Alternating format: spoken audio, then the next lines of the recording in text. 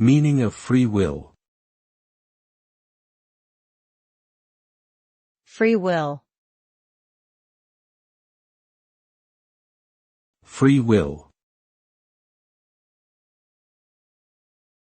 Free will. Free will.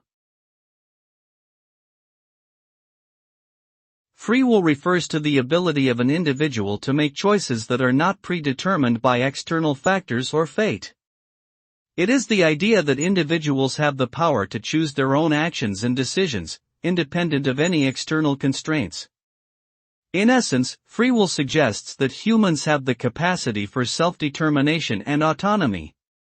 While there is much debate over the extent of its existence, it remains a central concept in philosophy, religion, and psychology, with implications for ethics, morality, and personal responsibility.